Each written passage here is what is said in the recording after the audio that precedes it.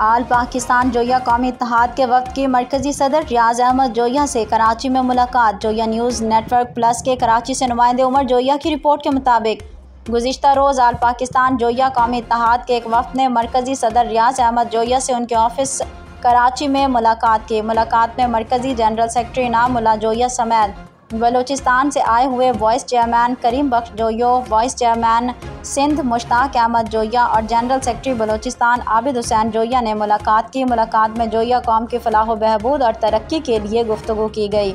सिंध और बलोचिस्तान में सैलाब में घिरे भाइयों की इमदाद के लिए लाहे अमल तरतीब दिया गया कि किस तरह इन भाइयों की इमदाद के लिए काम करना है। इसके अलावा मुख्तलिफ अमूर पर तफसीली तबादला ख्याल किया गया।